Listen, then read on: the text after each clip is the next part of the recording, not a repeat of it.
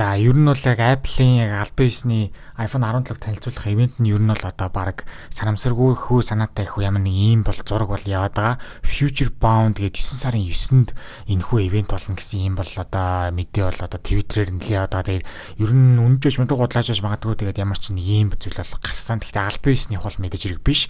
Ер нь иймэрхүү нэг ийм худлаач юм шиг үнэ юм шиг юм ингээ яваад байгаа. За тэгээд энэхүү бета 5 дээрх өөрчлөгдсөн хамгийн чухал зүйл нь юу вэ гэхээр кодо буруу хийх эсвэл те буруу царай таниулах, буруу хурууныхээ уншуулгад шинээр анимашнтай бол болсон паскод гарч ирж байгаа анимашн тэрийг одоо танарт би харуулъя. Одоо ингээ нэг жоохон ойлттой ингээд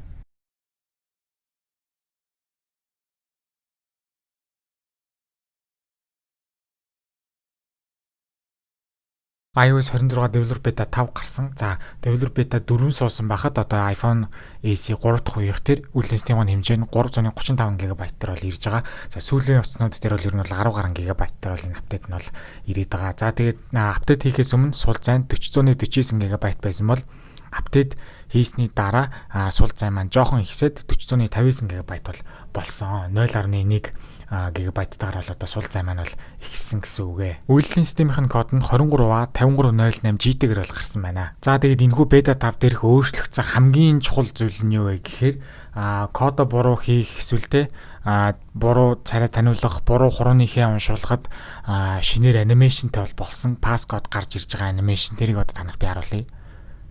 Одоо ингээ нэг жоохон ойлттой ингээд нэг одоо яг энэ үзүүрийнх нь ингэж гоё анимашнтай гарч ирж байгааг та нар анзаарч байгаа. Ямар ч юм шин анимашнтай бол ингэж болсон. Энэ бол одоо маш авууштай. Маш олон жилийн турш одоо шиний өгдөг чинь те. Ингэж нэгэн хэвэн байсан бол ингэж ер нь хаяа ч гэсэн нэг жил болгон биш юм аа гэхэд ядаж нэг 5 жилдээ ядаж нэг удаа 3 жилдээ ядаж нэг удаа юм нэг өөр анимашн ингэж одоо үйлдвэрлэлийн систем дээр орж ирэх үнэхээр гоё байдаг. Тэгээд би тэгээд үнэхээр энийг бол би бол нэг анх гарангууд нь бол нилээн болоод даарсан. Тэгээд одоо бол яг нэг дасаад нэг гоё санагдах болж шүү дээ. Ямар ч үсэн ийм гоё шинэ анимашнтай бол болсон. Settings рүүгээ ороод камер руугаа ороод хамгийн доошоо нь очих юм бол mode switching гэдэг classic mode switching гэж байгаа. Энийг нь бол хасалттай байлгах хэрэгтэй байл. Ягаад тэгэхээр өмнө нь хэдүүлээ одоо камера ашиглаж илаа гэж бодоход яг одоо ингэх юм бол видео руу шилжин те.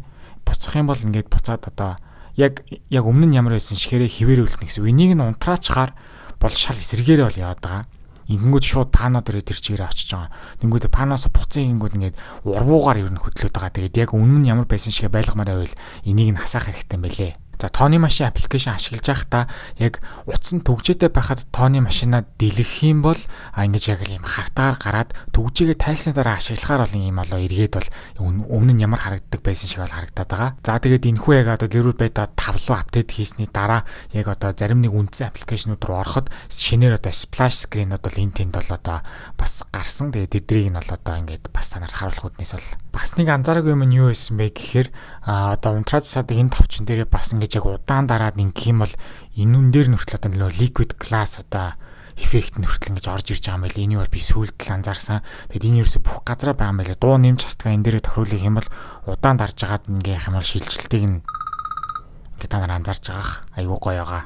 За өмнө нь анзаараагүй ч гэсэн шин зүйл бол байгаад байгаа. Яг одоо яг ямар нэгэн меню руу ороод буцаад ингэхдээ жоон хүчтэй татангуут эргээд бол ингээд тийм анимашн шиг ингэж одоо ойж байгаа тийм зүйл байсан. Тэрийг бол би сүүлд бол анзаарсан. За тэгээд нэг ийм баг бол байгаа. Цагны аппликейшн руугаа шууд гарангуут тэр одоо цагны маань icon ингээд ямар гажуудаж харагдаж байгаа бол та нар харж байгаа. Үйлдвэрлэлийн систем болгон дээр benchmark оноог нь бол яриад явж байгаа.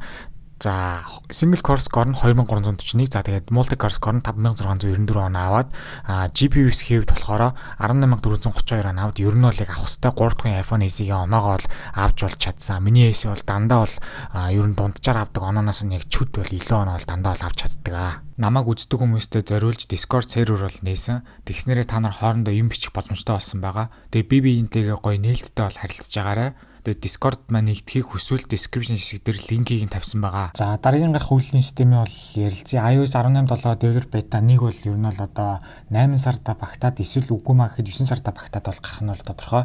За харин дараагийн гарах үйлдвэрлэлийн систем болохоор iOS 26.0 Developer Beta 7 болохоор сүүлээсээ 2 дахь 7 хоног буюу 8 сарын 18-наас 24-ний хооронд бол гарах нь бол тодорхой. Developer Beta 8 нь болохоор 8 дугаар сарын хамгийн сүүлийн 7 хоногт гараад за тэгээд 9 сарын эхний 7 хоногт iOS 26.0-ийн RC 1 хувилбар бол гарна гэж бол бодож байна. За ер нь бол яг Apple-ийн яг албан ёсны iPhone 17-г танилцуулах ивент нь ер нь бол одоо баг санамсаргүй хөө санаатай их ямар нэг ийм бол зураг бол яваад байгаа. Future Bound гэдэг 9 сарын 9-нд энэхүү ивент болно гэсэн ийм бол одоо мэдээ бол одоо Twitter-ээр нэлээд яваад байгаа. Тэгээд ер нь үнэнчж мундаг гудлааж магадгүй тэгээд ямар ч нэг ийм зүйл бол гарсан. Гэхдээ албан ёсных бол мэдээж хэрэг биш.